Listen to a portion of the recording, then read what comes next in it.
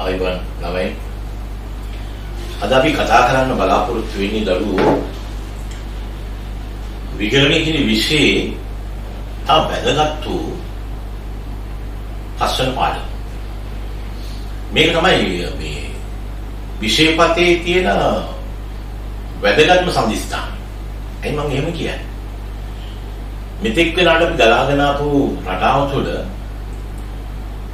විගණන කියන චරිතය ඔහුගේ කාර්යභාරය ඔහු විසින් කරන්නේ මොකක්ද, ඒක සිදුවෙන ආකාරය, සිදු කළ යුත්තේ කෙසේද කියන පිළිබඳව ලොකු පුරුල් පරාසයකට අධ්‍යයනය කිරීමක් තමයි දරුවෝ මේ පස්වන පාඩමෙන් අපි සිද්ධ කරන්නේ. අපිට දන්නවද ඒකෙන් ඔබට ලකුණු වල මම නිතරම ලකුණු සම්බන්ධව කියනවා ලකුණු 20ක ප්‍රමාණයක් විෂය නිර්දේශය යටතේ තමුන්ගේ ප්‍රශ්න පත්‍රයට ලකුණු එකතු කරගන්න පුළුවන් හැකියාවක් තියෙනවා. මම නිතරම ඔබට මතක් කරනවා ලකුණු සම්බන්ධව. ඒක ඔබට මතක ඇති මම ඊට පෙර ආරම්භයේ අවසානයේ වන ලද වීඩියෝ පාඩේ ඒකේ සටහන් කරලා තියෙනවා ඔබ දැන් ලකුණු කරා ඇවිත් තියෙන ප්‍රතිශතය 45ක ප්‍රතිශතයක ඔබ ඇවිත් තියෙනවා. ඒ 45ට දැන් ඔබ තවත් එකතු කරගන්න යන්නේ ලකුණු 20ක ප්‍රතිශතයක්. ඒ කියන්නේ ඔබ ඊටමත් වැදගත් වූ ලකුණු ප්‍රමාණයකට හිමිකම් කියනවා මේ පාඩම අවසන් වීමත් සමග. මේ පාඩම ටිකක් පුළුල් පරාසයකට දිවෙන පාඩමක්. ඒ කියන්නේ ලකුණු 20ක වගේ ප්‍රමාණයක් අන්තර්ගත වෙලා තියෙනවා. අපි බලමු කොහොමද මේ පාඩම සිද්ධ වෙන්නේ කියන්නේ. අපි ඉස්සෙල්ලාම දරුවෝ අපි කල්පනා කරන්න ඕනේ මේ මාතෘකාවත් එක්ක විගණනය සිදු කිරීමට පෙර විගණන කර්මයේ කාර්යභාරය සැලසුම් කරගන්නේ කොහොමද කියන පිළිබඳව තමයි අපි ඉස්සෙල්ලාම මේ අධ්‍යයනය කරන්න ඕනේ. හරි.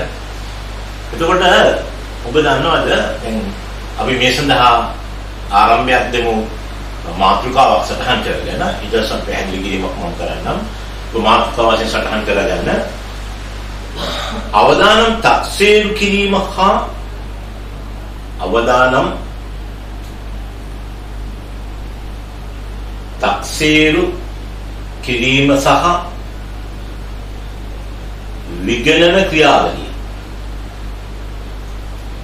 විගණන ක්‍රියාවලිය.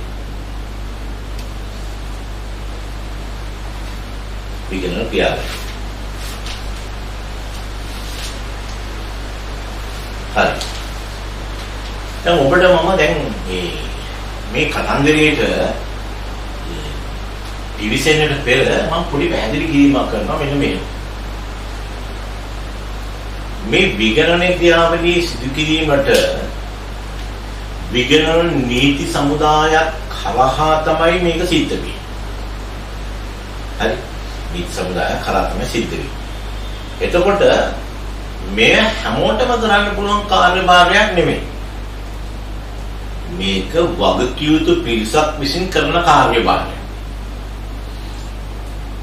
කවුද මේ වගකිය යුතු පිරිස නිර්මාණය වෙන්නේ, කොතනද, කොහෙද මේ සම්බන්ධතාවය තියෙන්නේ? ඔබ දන්නවා ලංකාවේ වරණ ගණකාධිකාරිය ආයතනයක් තියෙනවා. ගණකාධිකාරිය තියෙනවා. මෙයාලට තමයි බලය දීලා තියෙන්නේ. බලය දීලා තියෙන්නේ මෙම කාර්යය කරන්න. ඒ කියන්නේ අපි කියන ඔඩිට් ෆර්ම් කියන්නේ මේක යටතේ තමයි මේවා තියෙන්නේ. ඔය සතුමුලත් ඔඩිට් ෆර්ම් විගණන ආයතන මෙයා යටතේ තමයි මේ පරිපාලන කටයුතු සිද්ධ වෙන්නේ.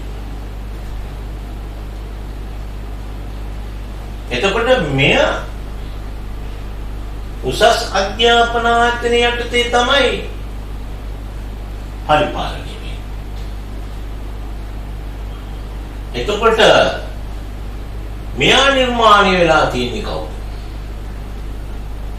මෙයා නිර්මාණය වුණේ කොහොමද? මෙයා නිර්මාණය වෙන්නේ ජාත්‍යන්තර පදනමක් මත.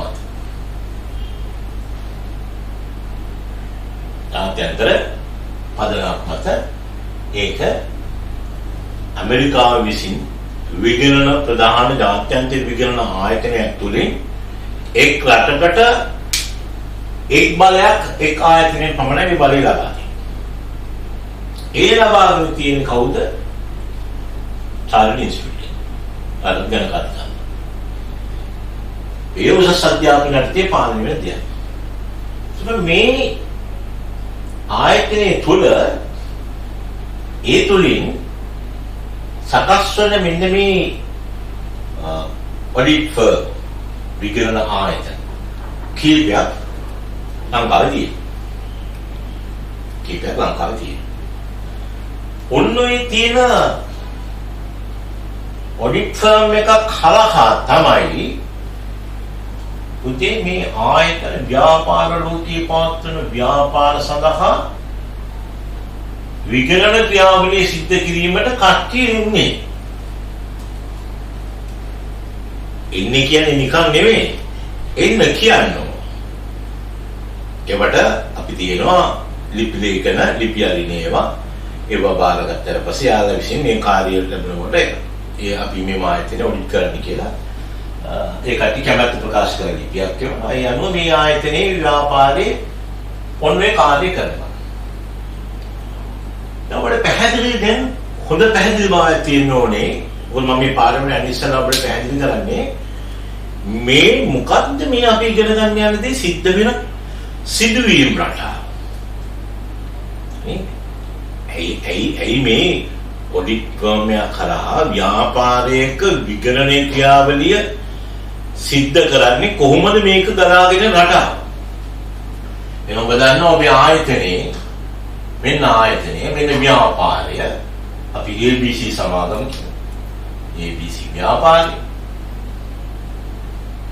මේකේ විගණන කාර්යයක් සිද්ධ කරන්න ඕනේ කියලා දැන් ආයතනයේ අනිවාර්යෙන් බලාපොරොත්තු වෙනවා. එතකොට එයාලා විසින් තෝරා ගන්න අනාගත විගණන ආයතනය කරන විගණන ඔඩිට් ෆර්ම් එකක් මෙන්න සටහන් කරලා දැනුවත් කරලා තියෙනවා. එතනම සියලුම ඔඩිට් කරන මෙන්න මේ ආයතන විගණන ආයතන වරණක් ගණකාධිකාරී ආයතනයේ ආර්නිස්ට්‍රික්ට් යටතේ පරිපාලනය වෙනවා. එතකොට මේ ඔඩිට් කිරීමේ නීති සමූහයක් තියෙනවා. විගණන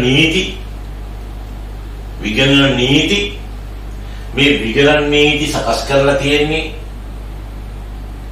ජාත්‍යන්තර වශයෙන් මෙන්න මේ සකස් කරලා තියෙන ආයතනයේ මගින් ඇමරිකාවේ ඒ නීති තමයි ලෝපුරා ක්‍රියාත්මක වෙන්නේ.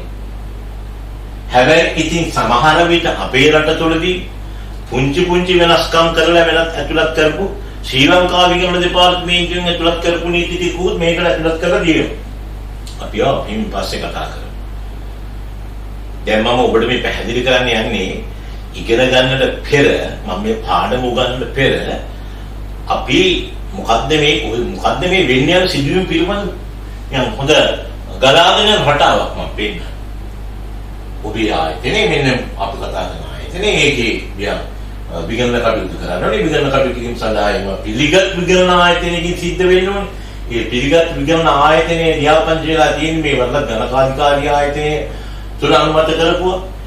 එතකොට එයාට අවශ්‍ය කරන නීති සමුදාය සහ කාර්යභාරය එයාවපත් කරලා තියෙන්නේ මෙන්න මේ ජාත්‍යන්තර විගණන ආයතනයේ ඇමරිකාව හරහා යාලා රටකට එකයි බාර දෙන්නේ.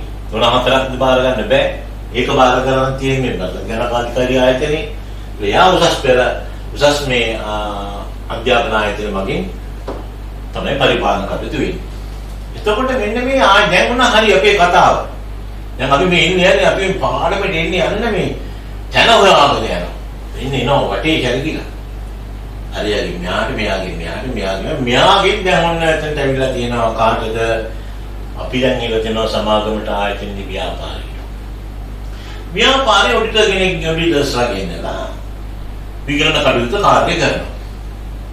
ඇයි දරුවෝ මේ විගණන කටයුතු කරන්නේ? අන්න අපි හිතනවා. ඉතින් තමයි අපි නිමා කරන්නේ. ඇයි මේ කරන්නේ?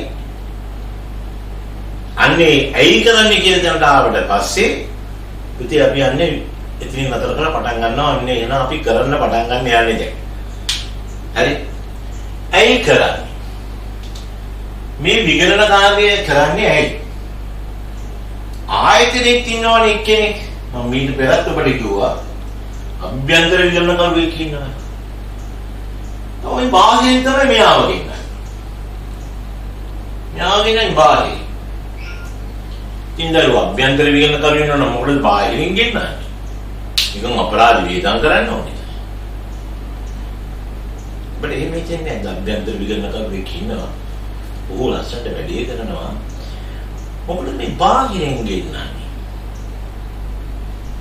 බාහිරින් ගෙන්නන්නේ අවශ්‍යතාවයක් තියෙන්න එපා. නේ? අභ්‍යන්තරේ කියලා කරන්න පුළුවන් නම් ප්‍රශ්නේ ඒක නෙවෙයි නේද? අභ්‍යන්තරේ කෙනා ඉන්නේ ආයතනයේ ඇතුළේ. යාට ඕන සෙල්ලමක් දාන්න පුළුවන්. යාට ඕන වංචනික ක්‍රියාවක් ඕන වැරද්දක් එයාට සිද්ධ කරලා ඒක වහන්න පුළුවන්. අපි ඒකත් පැත්තකට දාන්න. අපි යා කරනවා. මෙයා මොකටද? මෙන්න මේ විගණන ක්‍රියාවලියේදී අවසානයේදී එම ආයතනයේ තියෙන මුල්‍ය ගිණුම් කරන වාර්තා කිරීම සමගම ඒ අපි ඔඩිට් කරා කියන සහතිකය අභ්‍යන්තර විගණන ගණු කරපු සහතිකය වඩා බාහිර විගණන කර්ම ඉදිරිපත් කරන සහතිකය පිළිගන්න කැමැති කවුද? මෙන්න මේ ආයතනයේ නිර්මාණයට දායක වුණු ඒ කොටස් කර්ම. මෙයාගේ පිළිගන්න කැමැති මෙයාගේ හැබැයි පිටින් ඇවිල්ලා කරපුවම විශ්වාසයක් තියෙනවා. ඒකට මෙයා කරන මේ විගණන ක්‍රියාවලිය ආයතනයේ සම්බන්ධ වෙන කොටස් කරුවන් පිළිගන්න කැමති. එතන වංචාවක් නැහැ කියන එක. ඒ වගේම මෙන්න මේ බාහිරින් පැමිණ විගණන කරු කරන කාර්ය ඒ පිළිගැනීමේ සහතිකයේ විගණන සහතිකයේ පිළිගන්න කැමති කොටස් කරුවන් විතරක් නෙමෙයි. ව්‍යාපාර සම්බන්ධ වෙන තවත් ආයතනක් ගන්නු බැංකුවක් කියලා. බැංකුවක් කියන්නේ බැංකුවේ ගනුදෙනු කිරීමේදී ශාලා ණයක් ගැනීම ව්‍යාපාරයට අදාළ කරන මොකක් හරි ගනුදෙනුවක් කරනකොට බැංකුව හැමතිස්සම කල්පනා කරනවා අභ්‍යන්තරයේ කෙනා කියන කතාවට වඩා බාහිර කෙනෙක් කෙනාගේ විශ්වාසය වැඩි නිසා මෙයාගේ ඔඩිට් රිපෝට් එක ඇනලයිස් කරලා බැංකුව තීරණය කරනවා මේ ආයතනට අපි උදව් කරනවද නැද්ද කියලා. බැංකුව දන්නවා මේ වසරක් තුළදී මේ ආයතන තුළ ගිණුම් කටයුතු වල ක්‍රියාකාරීත්වයේ ගලාගෙන ගිය ආකාරය, ව්‍යාපාරයේ ඉදිරිය පිළිබඳ දකින දැක්ම, ව්‍යාපාරය තුළ පවතින සැලසුම් සහගත ක්‍රියාපටිපාටිය, බාහිර පාර්ශ්වයන් වශයෙන් වන බැංකුවක් මේක දකිනකොට බැංකුවට ඒක පැහැදිලිව හොඳ අදහසක් එනවනම් අප උදව් කරාට මේකට කිසි ප්‍රශ්නයක් නැහැ කියන එක එයා කැමති. මෙන්න මේ එයා කැමති බාහිර විගණන කරුගේ ක්‍රියාපටිපාටිය. ඔන්න ඔතනට ඇවිල්ලා තමයි පුතේ මම මේ කතාව පටන් ගන්නේ. ඇයි මම එහෙම කිව්වේ? මම මේ කතා කරන සෑම දෙයක් තුළදීම ඔබ හිතන්න ඕනේ මේ සෑම දෙයක් තුළම ඔබ හිතන්න ඕනේ මෙන්න මේම සිදුවීමක් සිද්ධ වෙනවා කියලා. හරිද? එතකොට ඒ සිදුවීම වෙන්නේ මෙන්න මේ chart එක ගලාගෙන යන ආකාරයට. right? ඔන්න ඔබ දැන් පැහැදිලිව තේරුම් ගන්න තියෙනවා අපි මේ කරන්න යන්නේ මොකක්ද කියන එක පිළිබඳව. හරිද? දැන් අපි කරන්න යන්නේ මොකක්ද? මෙන්න මෙයා කරන බාහිර විගණන කරු විසින් ක්‍රියාව සිද්ධ කිරීමට පටන් ගන්නට පෙර විගණනකරුගේ සැලැස්මේ සිට යම් තියෙනවා ක්‍රියාවන් 4ක් පිළිබඳව පරිපාටිය සැලසුම් කිරීම. අපි හිතන්ට එකපාරට අපි හිතෙන්න ඉන්න ඕනේ. මෙන්න මෙයාගේ කාර්යභාරය පිනවද අපි පැහැදිලි කිරීමක් කරන්නයි මේ කියපු සටහන් කරුණු ටිකත් එක්ක ඔබ තේරුම් අරගන්න ඕනේ. දැන් මම මොකද්ද මේ අධ්‍යයනය කරන්නේ? මෙන්න මෙයාගේ ක්‍රියාවලිය. ඒක අපි කිව්වේ මොකද්ද? අවදානම් තක්සේරු කිරීම සහ විගණන ක්‍රියාවලිය කියන එක. ඒ අර්ථය අපි එනම් පටන් ගමු. පොඩි සටහනක් දාගන්න මේ විදිහට. ලියන්න. විගණක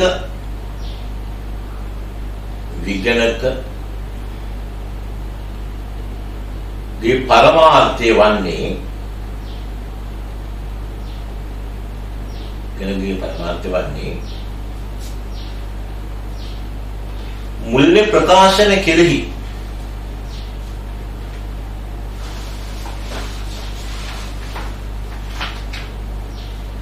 මුල්‍ය ප්‍රකාශන කෙරෙහි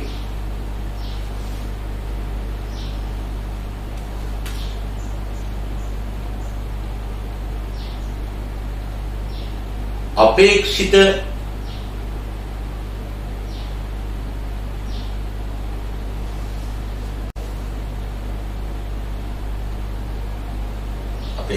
පරිශීලකයන්ගේ විශ්වාසනීය මට්ටම ඉහළ නැංවීමයි.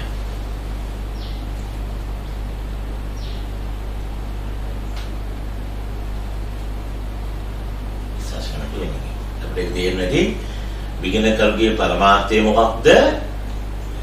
ආයතනයේ තුල පවතිනා වූ මේ මුල්‍ය වාර්තාකරණයේ ගනුදෙනු සම්බන්ධව තියෙන ක්‍රියාපටිපාටි පිළිබඳව එය පරිශීලනය කරන අයට විශ්වාසය තහවුරු කිරීමක් තමයි විගණනකරු මේ කාර්යභාරයට ගන්න. එතකොටනේ දරුවෝ ඔකට ආයෝජනය කරන්න බලන් ඉන්නව නම් තවත් පිළිස් කැමති වෙන්නේ. නේ? බැංකුවකින් ණයක් එහෙම දෙන්න හදනවා නම් ඒකත් බැංකුවේ ඒ ගැන තීරණ ගැනීමට කැමති වෙන්නේ. ඒතර මේ සඳහා විගණනකරු සැලසුම හරියට මේක හදලා ඉදිරිපත් කරන උත්සාහයක් තමයි කරදරන්නේ. අර විශ්වාසය දිනා ගැනීම සඳහා. right. ඉතින් මේ විශ්වාසය දිනා ගැනීමේදී විගණන ක්‍රියාවලියේදී අඩුපාඩුකම් සිද්ධ වෙන්න පුළුවන්. ඒ අඩුපාඩුකම් මොනවද නිවැරදි කරගන්නේ කොහොමද කියන එක අපි ඉදිරියේදී කතා කරමු. එතකොට අපි පළමුව උත්සාහ කරන්නේ විගණන කාර්යය තමයි බලනවා මේ පරිශීලනය කරන කට්ටියගේ විශ්වාසය ගොඩනගන්න ඔඩිට් රිපෝට් එකක් හදන එක සම්බන්ධයි. right. අපි ඒකට ලියාගන්න මේ විදිහටම අදාළ මුල්‍ය වාර්තා කරන රාමුවකට අනුකූලව අදාළ මුල්‍ය වාර්තා කරන රාමුවකට අනුකූලව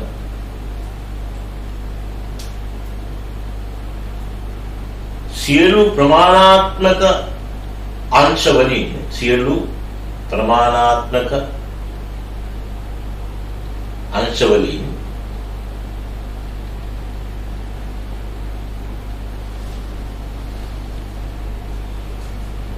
මුල්‍ය ප්‍රකාශන සටහන් කර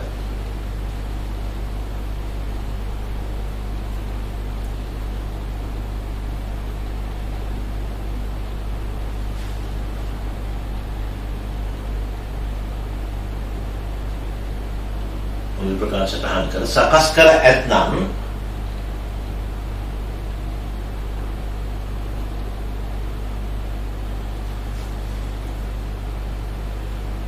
මුල්‍ය ප්‍රකාශන පිළිබඳව විගණක විසින්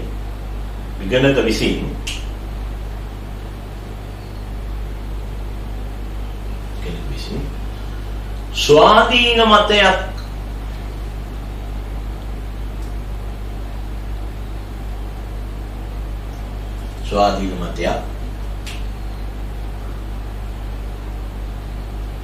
ප්‍රකාශ කිරීමෙන්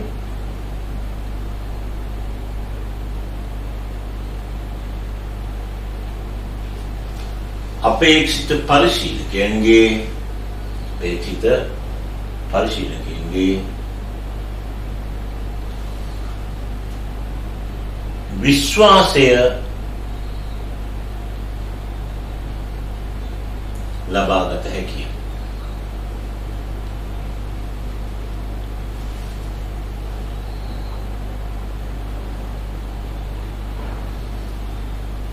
හරි. ඔන්න එතකොට අපි දන්නවා එතකොට මේ විගණ කරුගේ කාර්යභාරයේ මූලික ආරම්භයක් අපි දෙනවා උන්ට මේ කාර්ය කරන්න මොකද්ද හේතුව වන්නේ මේ ව්‍යාපාර තුළ ආයතන මේම ව්‍යාපාර තුළ ඉන්න පරිචාරකයන්ගේ විශ්වාසයේ ගොඩනගා ගැනීම උදෙසා යම් සාර්ථක කර්තව්‍යයක් කිරීමට තමයි විගණකරු මේ සූදානම් වෙන්නේ. හරි.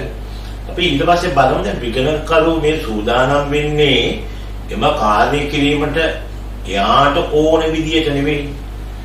ඒක ඇත්ත අතීතයේ දිවගෙන ගොස් අපි බලන්න ඕනේ කොහෙන්ද මේ කාර්යභාරය මෙතන මේ විදිහට සැලසුම් කරලා මේ දක්වා ගෙනත් තියෙන්නේ කොයි විදිහටද ඒ පණක් නීති යටතේ තමයි මේ සිද්ධ වෙන්නේ කියන එක පිළිබඳව අපි ප්‍රකාශ කරන්නේ.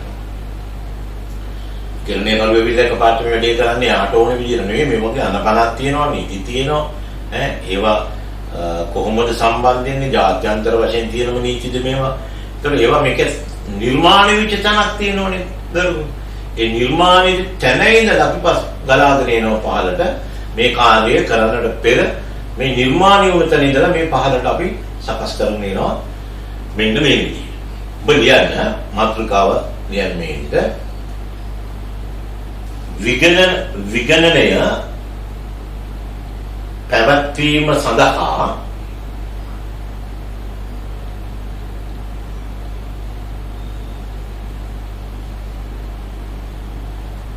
අදාළ වන නීති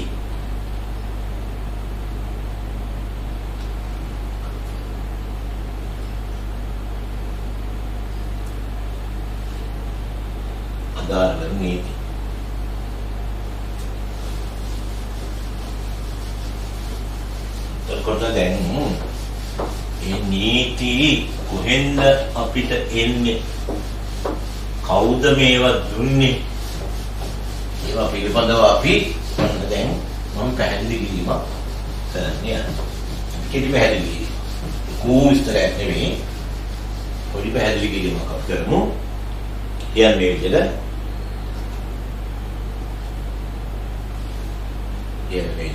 ජාත්‍යන්තර ගණකාධිකාරී ජාත්‍යන්තර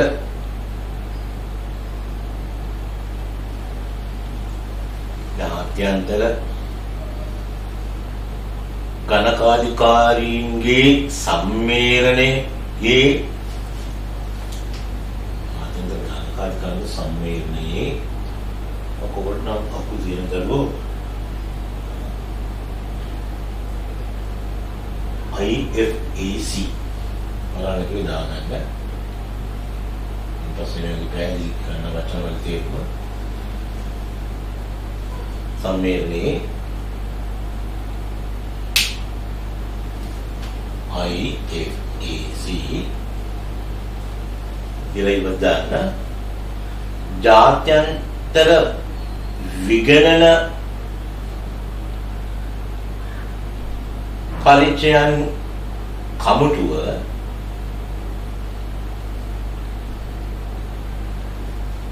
ජාත්‍යන්තර විගණන පරිචයන් කමුටුව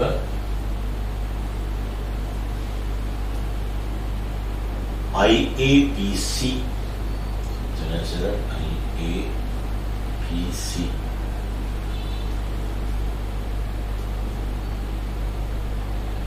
විසින් ප්‍රකාශයට පත් කරන ලද විගණන පිළිබඳ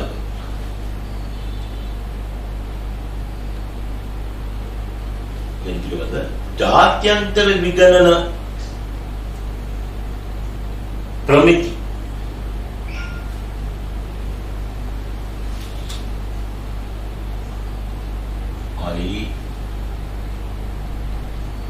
ISA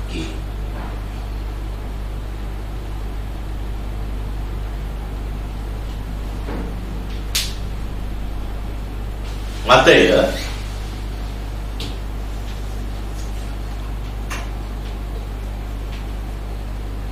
මතය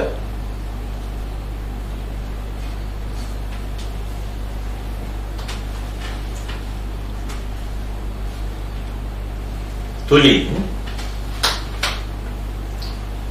නිර්මාණය වූ නීති සමූහයන් වේ.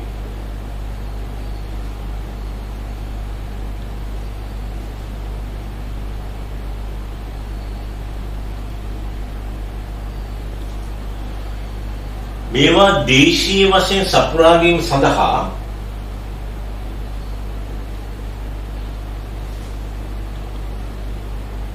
දේශීය වශයෙන් සපුරා ගැනීම සඳහා යම් යම් වෙනස් කිරීම් කීපයක්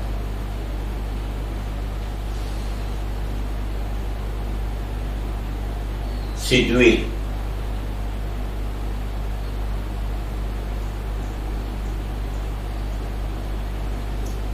එබැවින්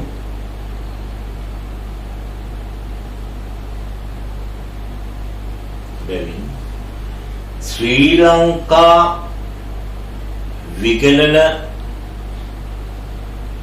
ප්‍රමිතීන් අනුකූලව ශ්‍රී ලංකා විගණන ප්‍රමිතීන්ට අනුකූලව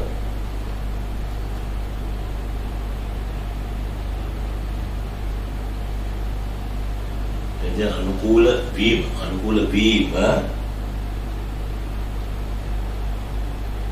සඳහා ජාත්‍යන්තර විගණන ප්‍රමිති සමග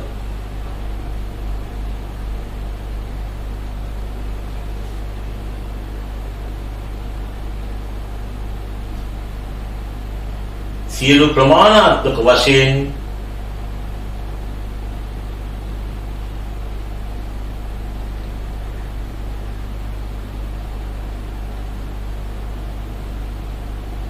අනුකූල වීම සාධිත කරයි.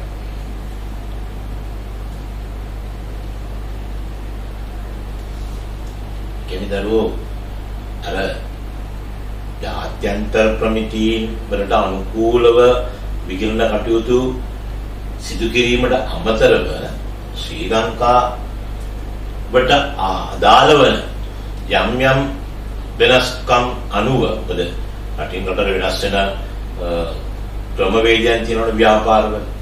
එතකොට ඒ ව්‍යාපාරවල සිදුවෙන රටවල තියෙන එක් ව්‍යාපාරික පසුබිම්තාවයේ මත වෙනස් වීම වෙනකොට ඒ සමහර එක් වෙනස් වෙන රටට අදාළ වෙන විදිහට යම් නීති දෙඩුපත් සකස් කරගන්න සිද්ධ වෙන අවස්ථා තියෙනවා. පොදු සම්මතයක් වශයෙන් ගත්තොත් ජාත්‍යන්තර කොමිතියට අනුව සකස් කරන විගණන නීති වලට අනුව තමයි මේ ක්‍රියාව සිද්ධ වෙන්නේ. ඊට අමතරව පොඩි වෙනස්කමක් සිදු වුණා නම් ඒක ශ්‍රී ලංකාවට අතුලත් වෙන ආකාරයට ඒක සකස් කරලා සමහර ඒවා පොඩි වෙනස්කම් සිදු වෙනවා. මේ සියල්ලම සිදුවීමේදී වැදගත් වෙන්නේ මේවලින් සාමාන්‍ය සිද්ධ වෙන ක්‍රියාවක් නෙමෙයි. මේවා ඇතුළත් වෙන නීතිමය වශයෙන් සිද්ධ වෙන නිසා දැන් ජටිල යාන අනුච්ඡේදයෙන් 1995 අංක 15 දරන ශ්‍රී ලංකා ගිණුම් 1995 අංක 15 දරන ශ්‍රී ලංකා ගිණුම් හා විගණන ප්‍රමිතීන් පනත මගින්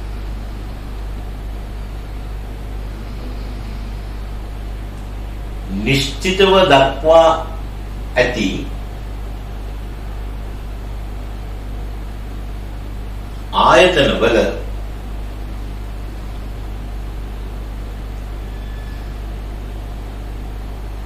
විගණනයන් සිදු කිරීමේදී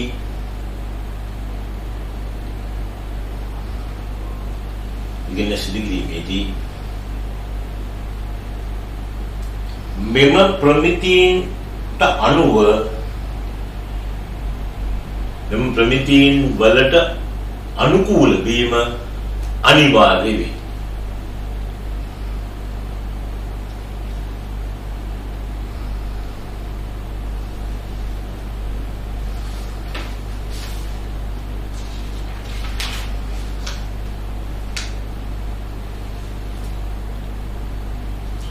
කියන්නේ අර්ථේ අලුචෙදී එහි ප්‍රතිඵලයක් වශයෙන්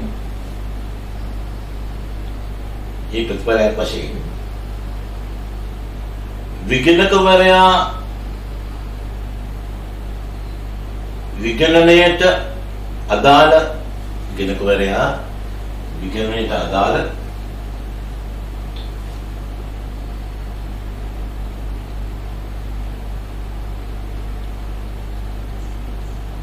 සියලුම විගණන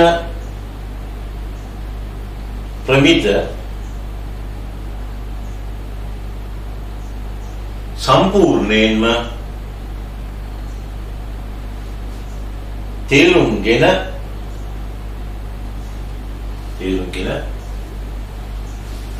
ඒවාට අනුකූලව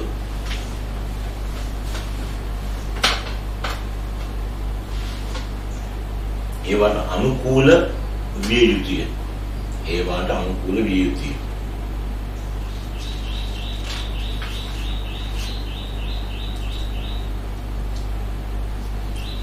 right. එතකොට ජාත්‍යන්තර වශයෙන් පවතිනා වූ විගණන නීති වලට අමතරව දේශීය වශයෙන් ඒවට එක්තස් කරපු ඒ නීති වලට අනුකූලව තමයි විගණන ක්‍රියාවන් සිද්ධ වෙන්නේ. එතකොට මේ විගණන ක්‍රියාවන් සිද්ධ වීමේ කාර්ය සිදු කරන මූලික හේතු සාධක මම ඔබට පැහැදිලි කළා.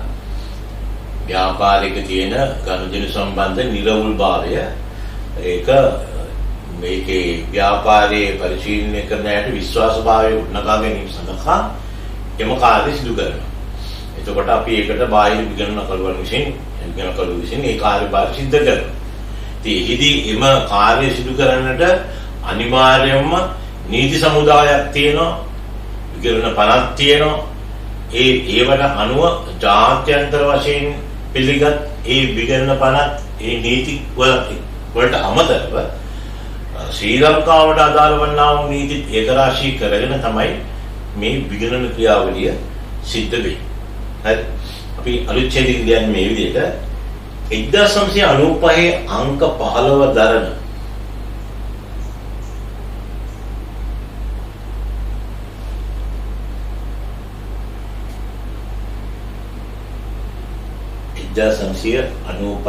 අංක 15 දරන ශ්‍රී ලංකා ගිණුම් කරන හා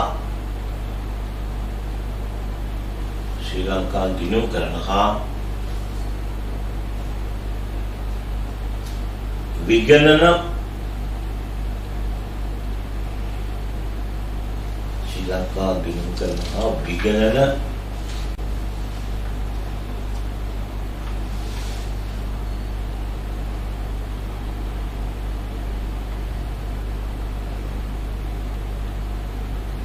ප්‍රමිත අනත ඔකලදී තමයි දරුණේ කාර්යභාරය සිද්ධ වෙන්නේ. අශීද්දස්නනුපයි අංක 15 දරන ශ්‍රී ලංකා ගිණුම් කරන විගණන ප්‍රමිත පනතයල තමයි මේ කාර්යභාරය සිද්ධ වෙන්නේ. අපි කියන්නේ පුරුෂ සටහනක් දාගන්න මේ විදිහට මාතෘකාව වශයෙන් සකස් කරන මේ විදිහට සටහනක් දාගන්න 1995 අංක 15 දරන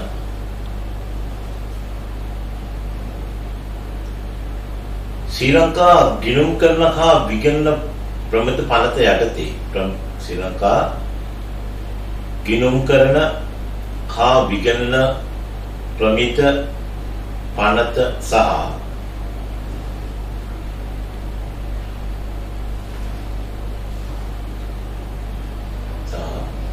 පහත සලකන් කරන ලද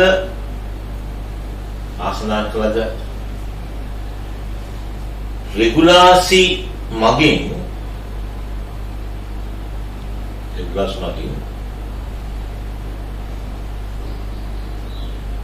ඇතැම්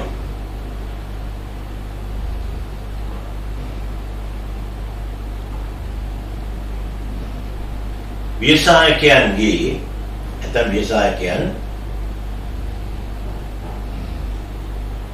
විශේෂිත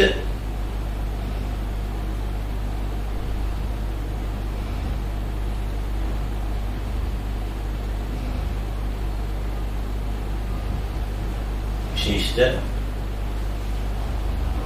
ව්‍යාපාර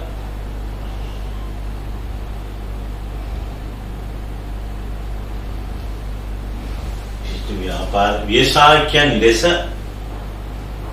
අර්ථ දක්වා ඇති අතර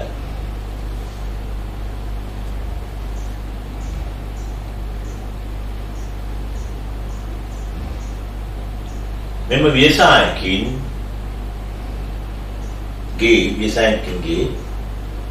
මුල්‍ය ප්‍රකාශන සකස් කිරීම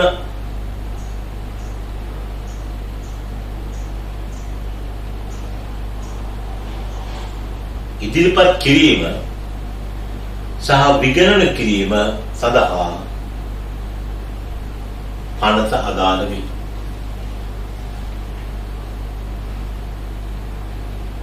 ඒ කියන්නේ දරුවෝ විගණන ක්‍රියාවලිය සිද්ධ වෙන්නේ ඔය 1995 අංක 15 දරන ශ්‍රී ලංකා ගිණුම් කරන හා විගණන ප්‍රමිති නීති පනත යටතේ තමයි ඔය ගිණුම් කරන කාර්යභාරය සිද්ධ වෙන්න ඕනේ. ඔය අපි කරන ඔඩිට් එක කරන්න නීති සමූහය යටතේ. මම කොයි නීති ජාත්‍යන්තර වශයෙන් සකස් කරන නීති සමූහයක් ඒවට ශ්‍රී ලංකාවට ඒ අවස්ථාවට උචිත වන්නා වූ වෙනස් කිරීම් කරලා තියෙනවා. ඒවත් අදපු මේ පිළිගත් විගණන කියන්නේ 1995 අංක 15 දරන ඔය ශ්‍රී ලංකා විගණන ගිණුම් කරනවා විගණන පනත යටතේ තමයි මේ කාර්යභාරය සම්පූර්ණ සිද්ධ වෙන්නේ. ඒක තමයි අර මම කියෝ ඔඩිට් ෆර්ම්ස් කීපයක් හදලා තියෙනවා. රටේ තියෙනවා. ඒව හරහා තමයි මෙම කාර්යභාරය සිද්ධ වෙන්න ඕනේ. right? දැන් මේක මෙන්න හරි වැදගත් දෙයක් තියෙනවා මෙතන කියන්නේ. දැන් මෙන්න මේක සාමාන්‍යයෙන් ඔඩිටර් කෙනෙක් ගිහිල්ලා එකපාරටම ඉන්න කටයුතු කරන්න එකපාරටම ගිහිල්ලා කරන කාර්යයක් නෙවෙයි. යා මේක ඉස්සෙම කරන්නේ ජනවාරි මාර්ච් ඒ කියන්නේ මාර්තු මාසේ 31 ඉඳලා ඒ කියන්නේ ජනවාරි මාර්තු මාසේ ඉඳලා අප්‍රේල්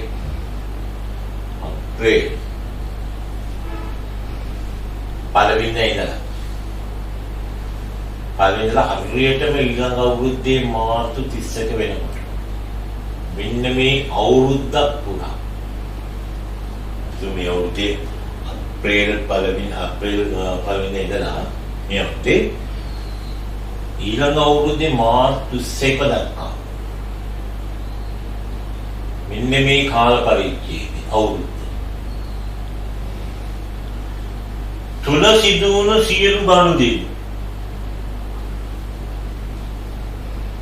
තුල සිදුවන සියලු ගනුදෙනු පරීක්ෂා කිරීම තමයි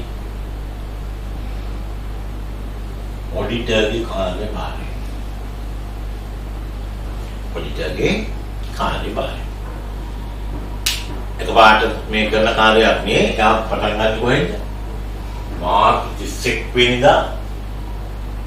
හරි. දැන් අප්‍රේල් 1 වෙනිදා ඉඳලා ගනුදෙනු ඔක්කොම සිද්ධ වෙලා ගිහිල්ලා ඊළඟ අවුරුද්දේ මාර්තු 31 වෙනකොට අවුරුද්දක් පුරා සිද්ධ වෙලා තියෙන ගනුදෙනු පිළිබඳව ඔඩිටර් ඇවිල්ලා ඔන්න පරීක්ෂා කටයුතු කරනවා. ඒකට හැම රිපෝට් එකක්ම තියෙන්නේ අවුරුද්ද පුරා සිද්ධ වෙලා තියෙන ගනුදෙනු. ඒ ඔක්කොම අරගෙන ඔඩිටර් මොකද කරන්නේ? ඒවා ඔඩිටර් ක්‍රියාවලිය අපි මෙතන කතා කරන්නේ. එයා ඒකට අදාළ නීති පනත් කෙටුම්පත්යවත් සම්බන්ධව න්‍යාය ධර්මයන් යොදාගෙන ඔඩිට් කරනවා බලනවා මෙතන ගිණුම් කරනවල තියෙනවද යම් අඩුපාඩු වෙනසක්. මේක මේ පැහැදිලි නිරෝල් භාවයක් නැහැ නේද? සැකයක් මතුවෙනවද? අවිශ්වාසයක් මතුවෙනවද? මේක එකිනෙකට බැලන්ස් වෙන්නේ නැහැ. මේ ප්‍රකාශන වල තියෙන පරස්පර විරෝධී භාවය. ඔඩිටර්ස්ලා ඒකට දැනුම භාවිතා කරන එක චෙක් කරනකොට යට හවුයි. එයාලා භාවිතා කරලා ගන්නවනේ රිපෝට් එකක්. දැන් මේක අපි ABC සමාගම කියලා. ABC සමාගම ව්‍යාපාරය. මේ ව්‍යාපාරය ඔඩිටර්ස්ලා ඇවිල්ලා මෙන්න මේ අප්‍රේල් 1 වෙනිදා ඉඳලා මාර්තු වෙනකම් මාර්තු 21 වෙනිදා වෙනකම් තියෙන සීලෝම ගනුදෙනු ඔක්කොම ටික අරගෙන එය පරීක්ෂා කරනවා. මෙන්න මේ විශේෂ සමාජය පරීක්ෂා කරලා වැරදි අඩුපාඩුකම් තියෙනවා නම් ඒවා නිවැරදි කරගන්න පුළුවන් වුණොත් නිවැරදි කරගන්නවා. ඉතින් නිවැරදි කරගන්න බැරි තරමට ගමුගේ ස්කෙඩියුල් සාධක තත්ත්වයක් ඇති වෙලා තියෙනවා නම් ඔඩිට් අනුමත කරන්නේ. ඔඩිට් රිපෝට් එකක් දෙන්නේ.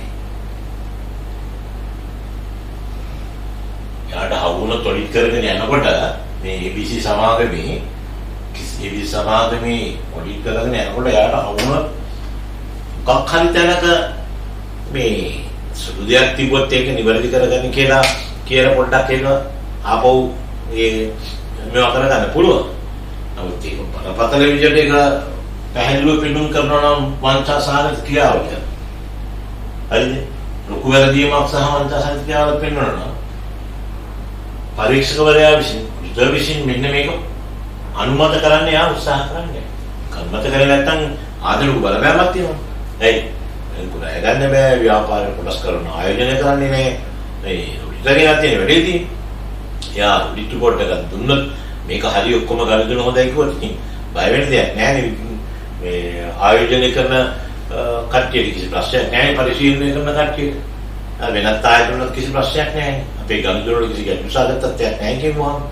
එතකොට එහෙම ඔඩිට් රිපෝට් එකක් ගන්න ඒක පැහැදිලිව මේ ඔඩිටර් පරීක්ෂා කරලා ඉදිරිපත් කරන්න ඕනේ. මේ ඉතන සිද්ධ වෙයි. ඒතර යායි කරන තැනට එනකොට යායි කාර්යභාරය සැලසුම් කරගන්න ක්‍රමවේදයක් තියෙනවා. අපි ඒක තමයි මේ මෙතනදී අපි පැහැදිලිව අපි මේ ඉගෙන ගන්න යන්නේ. හරි. කියන්නකෝ මේ විදිහට. කියන්නේ මේ විදිහට 1997 අංක 7 දරන 1997 සොල් පොඩේ මේ විදිහට මේ විදිහට 2007 අංක 7 දරන සමාගම් පනත ගණක පනත මම කිව්ව මොකක්ද 1995 අංක 15 දරන ශ්‍රී ලංකා ගිණුම් හා විගණන ප්‍රමිති පනත ඒක නම් පැහැදිලි කරලා හටගන්න දැන් මම මේ තව පනතක් පිළිබඳව කියන්නේ 2007 අංක 7 දරන සමාගම් පනත බලමු මොකක්ද කියන්නේ පනතේ 150 සහ 151 වදන්ති වලට අනුව පනතේ 150 සහ 151 වදන්ති වලට අනුව मूल्य तत्व प्रकाशन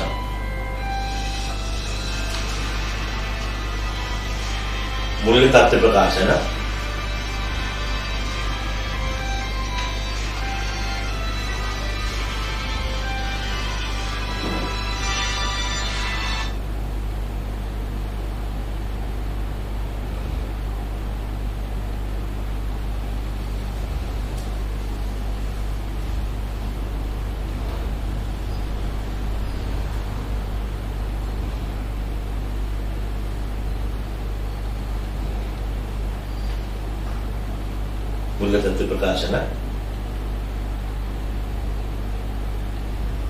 दिन सिट मूल्य तत्व प्रकाशन दिन सिट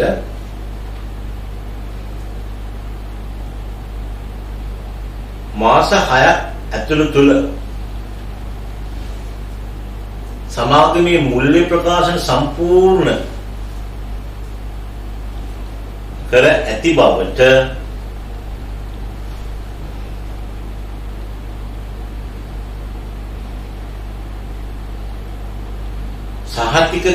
සහතික විය යුතු අතර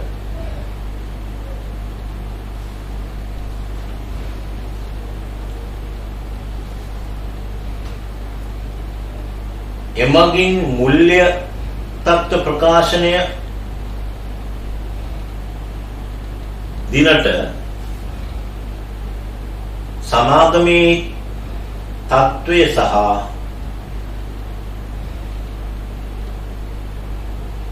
එදිනෙන් අවසන් වූ මුල්‍ය වර්ෂය සඳහා ලාභ හෝ අලාභ පිළිබඳව සහතික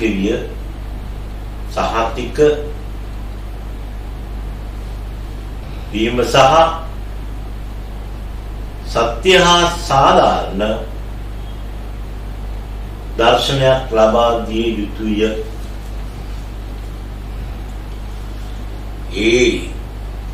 පොඩි තරමක් කියවල ඔබට මේ තන කාලයක් තියෙනවනේ මේ කාල පරිච්ඡේදය. ඒ කාල පරිච්ඡේදය අවසානයේදී මාස 6 කාලයක් ඇතුළත මේක ඔක්කොම පරිශා කරලා සාතික භාවයක් දෙනවා. මේක නිවැරදි කියන එක පොඩ්ඩක් තක්සේරු කරලා අවසන් කරනවා. ඒකට මිලියා ගන්න මේ විදිහට 154 වගන්තියට අනුව සමාගමේ 154 වගන්තියට අනුව සමාගමක් සෑම වර්ෂයක වර්ෂය මත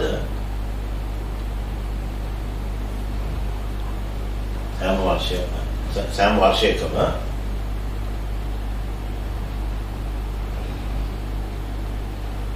ගිණුම් කරන වාර්තාව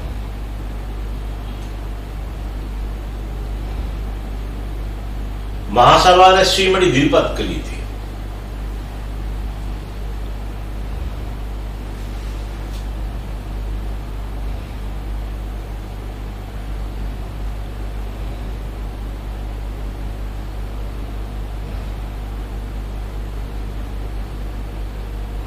එමෙන්ම මහා සභාව රැස්වීමේදී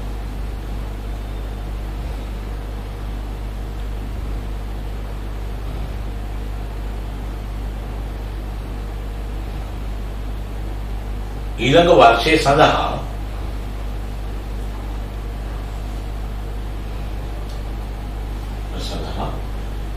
විගණක කරුවෙක් තෝරාපත් කරගත යුතුය.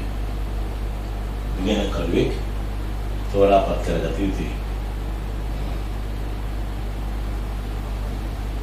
ඒ කියන්නේ මම කියන මම පැහැදිලි කරන්නම්.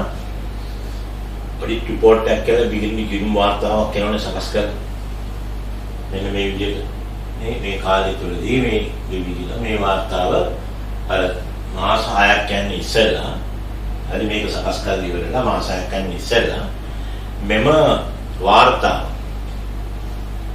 ව්‍යාපාරික තියන මහා සමාජශීලව කියන්නේ එක්සිකියුටිව් ලෙවල් එකේ කළමනාකරන එකතු වෙලා ඉදිරි අනාගතය සම්බන්ධව ව්‍යාපාර කටයුතු පාඩුවල් සම්බන්ධව ව්‍යාපාරික දියුණුව සම්බන්ධව මෙම මහා සභාවේ සීමකදී සාකච්ඡා කරනවා එක්සිකියුටිව් බෝඩ් එකේ.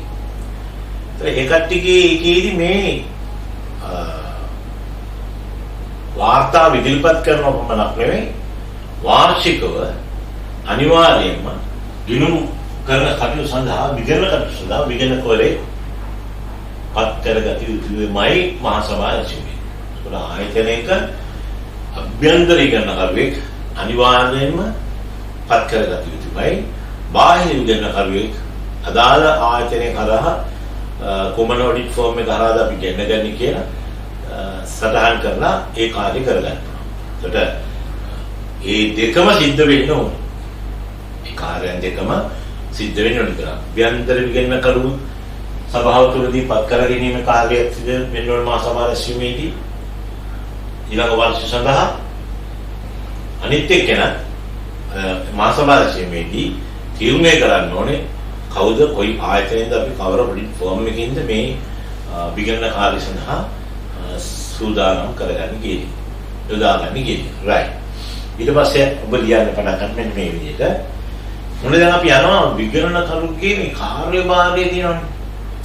ඒක සාමාන්‍ය සුළුපට කාර්යභාරයක් නෙවෙයි. හරි. වගේ විශ්වාසවන්තභාවය. විගණනකරු විගණනය කරන්නේ ආවට ගියාට නෙවෙයි. එයාගේ තියෙන නීති සමුදායක්. එයාව දැනෙන්න ඕනේ හොඳ ඔඩිටර් කෙනෙක් කියන එක. අපි මේ පිළිබඳ විගණනකරුගේ කාර්යභාරය සම්බන්ධව මෙන්න මෙහෙම සටහනක් දාගමු. කියන්න ස්වාධීන විගණනයේ සමස්ත අරමුණු සහ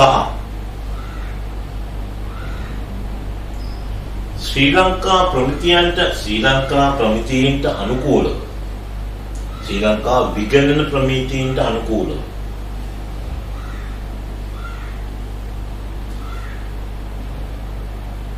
විගණනය පැවැත්විය යුතුය.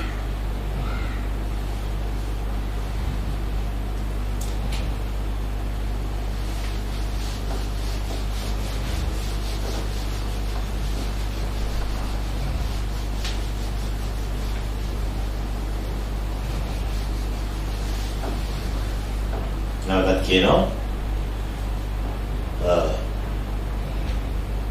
ශ්‍රී ලංකා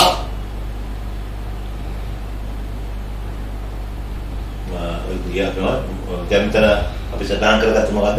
ස්වාධීන විගණනයේ සමස්ත අරමුණ සහ ශ්‍රී ලංකා විගණන ප්‍රමිතීන්ට අනුකූලව විගණනය පැවැත්විය යුතුය. ඒ සඳහා අපි කියන කෝඩ් එක දෙනවා SL ශ්‍රී ලංකා SL ඔඩිට්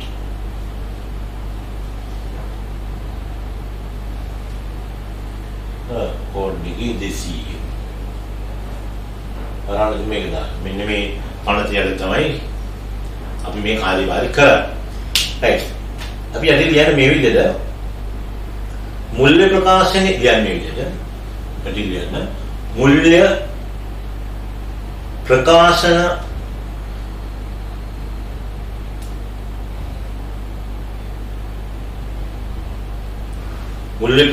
විගණනයක් සිදු කිරීමේ मूल्य प्रकाशन विगणनයක් සිදු කිරීමේදී විගණකගේ समस्त අරමුණු වන්නේ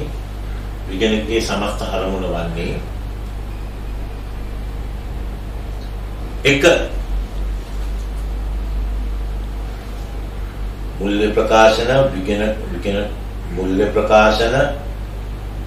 विगणनයේ සිදු කිරීමේදී විගණකගේ समस्त අරමුණ විගණකගේ समस्त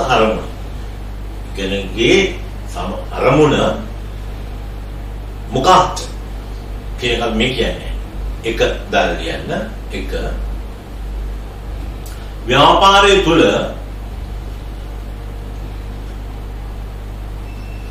වංචා සහ වැරදි व्यापारी तुल वंचा सह වැරදීම් හේතු වේ.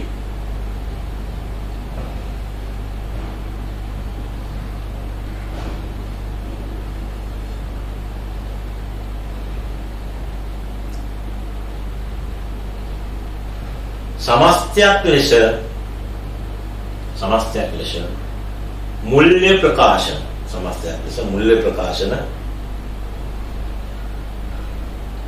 मूल्य प्रकाशन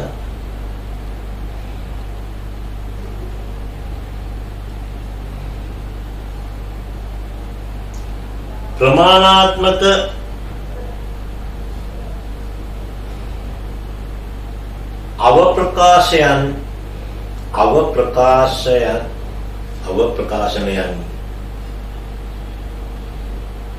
අවප්‍රකාශනයකින් තොරද යන්න පිළිබඳ සාධාරණ සහ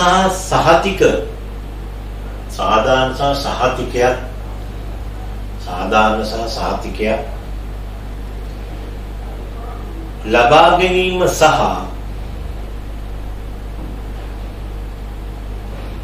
එමගින් මුල්‍ය ප්‍රකාශනයට අදාළ मूल्य वार्ता रामुव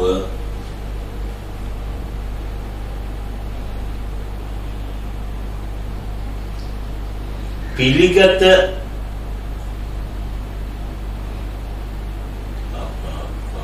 රාමුව පිළියෙල කර තිබේද යන්න අධ්‍යයනය කිරීම. ඒක මම කිනාට ඔබට කියන්න පැහැදිලි කරන්න. වංචා සහ වැරදීමක් වෙන ක්‍රියාපටිපාටියක් තුලින් හොඳට මේක තේරුම් ගන්න.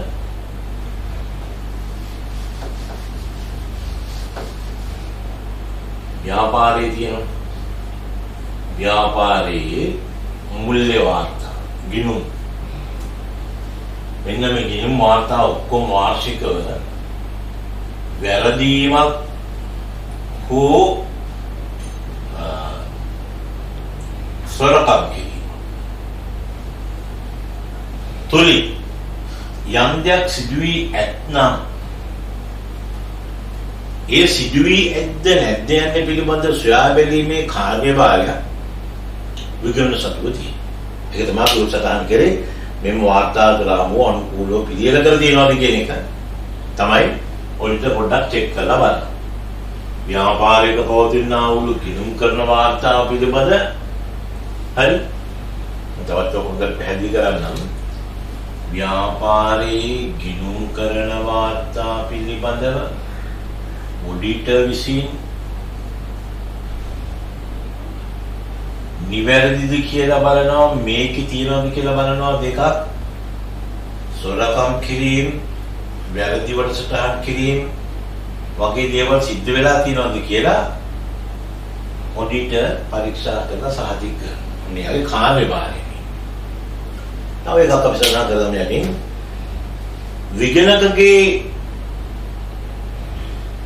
විගණකගේ සොයා ගැනීම වලට අනුකූලව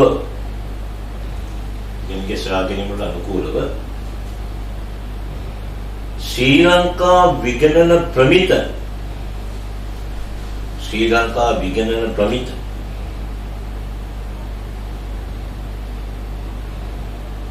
වලින් නියම කර ඇති පරිදි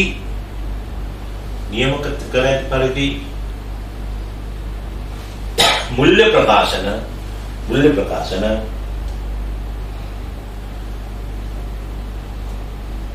मत वार्ता किरीम सह संनिवेदनය කිරීම.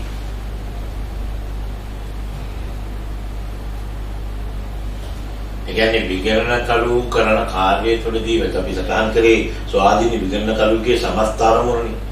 ස්වාධීන විගණන කළුගේ සමස්ත අරමුණ වන්නේ හොඳට මතක තියාගන්න ඔබේ ඔබත් යම් ස්වාධීන විගණන කළුගේ සමස්ත අරමුණ වන්නේ ව්‍යාපාරයක් තුළ පවතිනා ලද ව්‍යාපාරික මූල්‍ය වාර්තා කරන රාමු පිරුම් කරන වාර්තා වංචනික ක්‍රියාවක් හෝ හිතාමතා වැරදිව සිදු කරපු දෙයක් හෝ හරි එහෙම වංචනික මේ හිතාමතා කිරීමේ කාර්යයක් සිද්ධ වෙලා තියෙනවද කියලා ඔඩිටර්ගේ දැනුම අනුව එයා මේ විගණන නීති රීති රෙගුලාෂන් වලට අනුව ඒවා හොයාගන්න.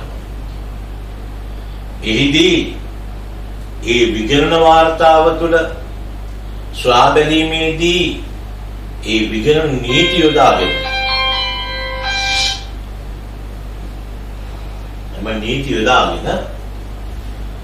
මේ විගණන කාර්යභාරයන් මේ සිද්ධ කරනවා. ඒකට ඔඩිටර් හැමතිස්සෙම කල්පනා කරන්න ඕනේ එයාගේ කාර්යභාරය සිද්ධ වෙන සෑම විටකදීම හරිද? කාර්යභාරය සිද්ධ වෙන සෑම විටකදීම කරන්න ඕන දේ තමයි අර මුල්‍ය වාර්තා කරනකොට තියෙන කටයුතු පිළිවෙල පැහැදිලිව දත්ත හොයලා ඒවා සොයලා බලලා ඒවා වංචනික ක්‍රියාවක් වෙලා තියෙනවද? එහෙම නැත්නම් හිතාමතා වැරදිව සිද්ධලා තියෙනවද කියලා මේ පැහැදිලි නිගමනයකට එළවෙන්න ඕනේ ඔඩිට් නීති වලට අනුව. ඒක විගණනයේ කාර්යභාරය. right. ඔබ ලියන්නේ ඊට පස්සේ මේ විදිහට යටි ලියන්න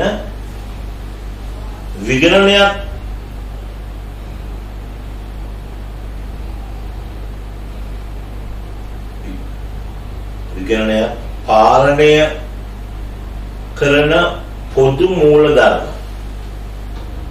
විගණනය පාලනය කරන පොදු මූලධර්ම.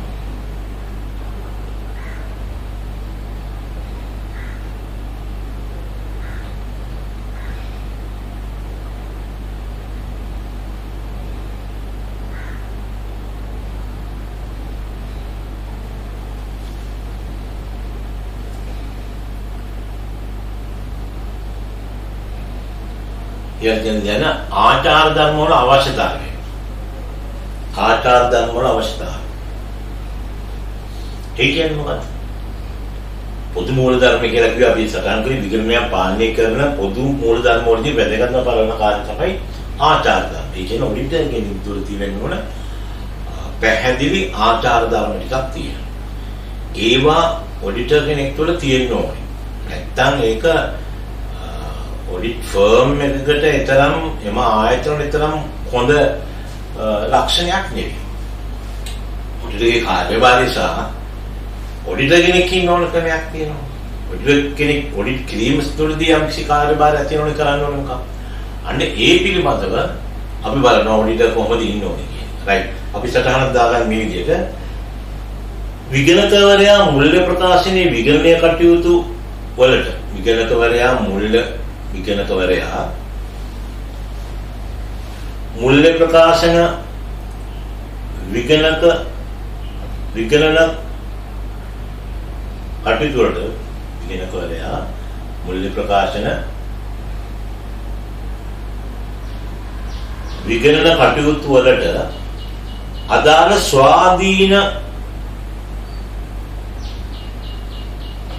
ස්වාධීනත්වය ඇතුළු ආචාර ධර්ම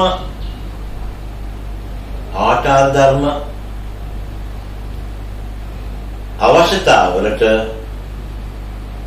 අනුකූල විය යුතුය.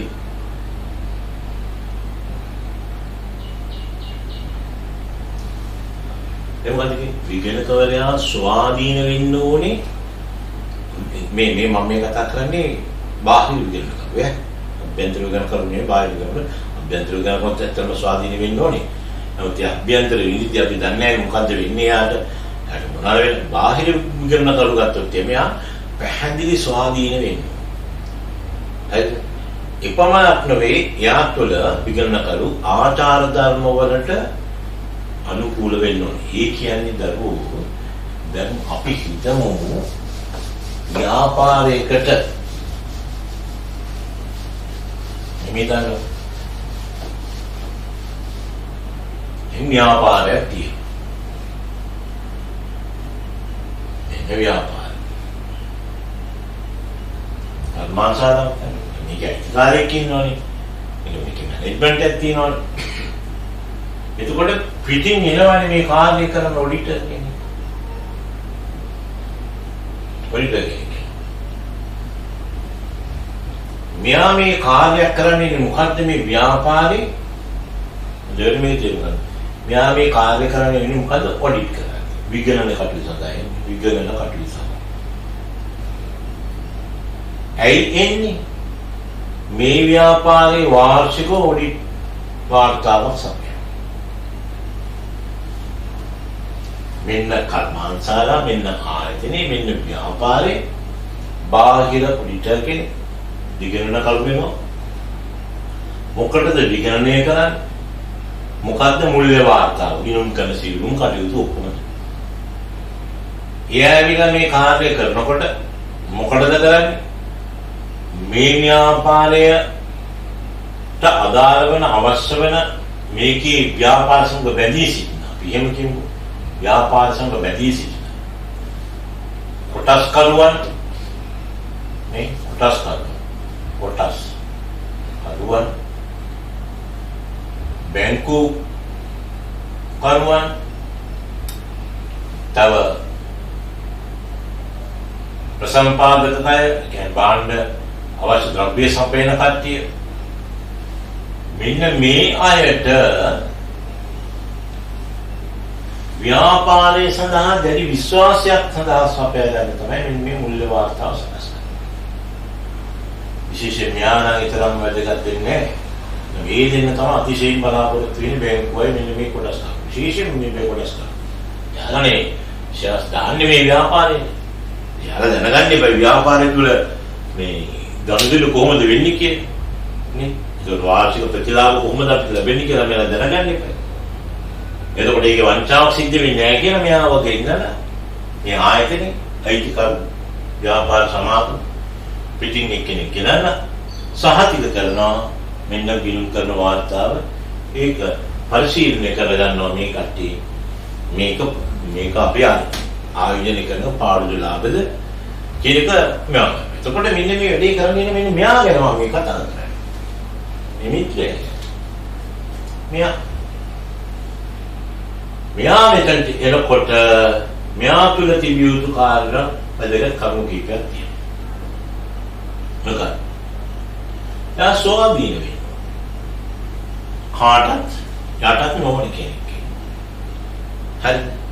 ඊට අමතරව විශේෂ මූලධර්ම ටිකක් එයා සපයලා තියෙනවා. එයාට ඉන්න ඕනේ විදිය. එයා ස්වාධීන වෙනවා විතරක් නෙමෙයි. එයා තව කරුණු කාරණා අවංක වෙන්න ඕනේ.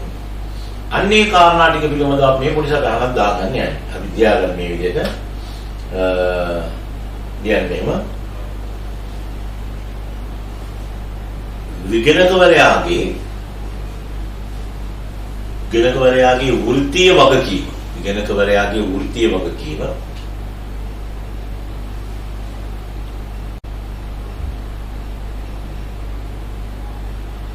පාලනය කිරීම සඳහා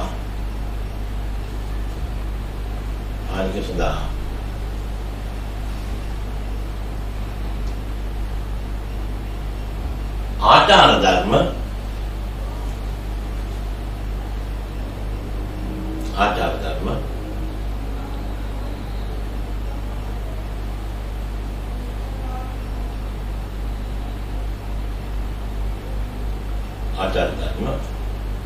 ක්‍රියාත්මක කළ යුතුය. හරි. අපි ඊළඟ කොටසින් අපි ඉතුරු ටික අධ්‍යයනය කරමු. මෙතනින් එහාට මොනවද මේ ආචාර ධර්ම කියන්නේ කියලා. හරි. එවනම් ආයුබෝවන්.